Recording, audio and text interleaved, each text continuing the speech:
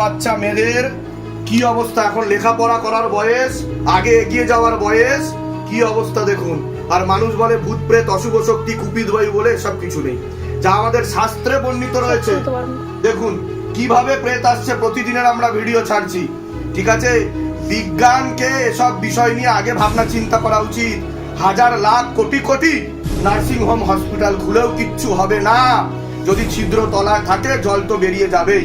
দেখুন রোগ বাড়ছে, 2025-26 সালে দাঁড়িয়ে আরো রোগ বৃদ্ধি পাচ্ছে। 2030 যেতে না যেতে মানুষের গড় আয়ু 25 থেকে 30 হয়ে যাবে।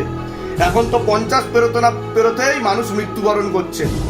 দেখুন কি অবস্থা, অল্প বয়সী ছেলে মেয়েদের দেখুন, দেখুন যখন ঢুকেছিল তখনও ঠিক ছিল, এখন মুখ বেঁকে যাচ্ছে। দেখুন এবার মুখ বেঁকে কেন, তার পিছনেও কারণ আছে। আমাদের উপর যদি এমন কোনো অশুভ শক্তি চাপে যে প্যারালাইসিস হয়ে মরেছে, ক্যান্সারে মরেছে, যার ব্লাডের সমস্যা, সেই সব কোনো এনার্জি যদি আমাদের শরীরে চাপে তো সেগুলো ক্যারি ফরওয়ার্ড হয়ে যায়। কিন্তু ডাক্তার বলে দেয় জেনেটিক সমস্যা বা ইনফেকশন কারণ।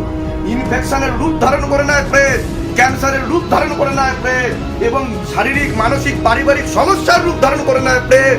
একটাই সমস্যা, সেটা হচ্ছে প্রেত আর কুপিত বায়ু এবং আমাদের পিতৃদোষ ও দেবদোষ। এসবের কারণে শুধুমাত্র আমরা জর্জরিত এবং আমরা নিজেরা সুস্থভাবে বেঁচে থাকতে পারছি না। দেখুন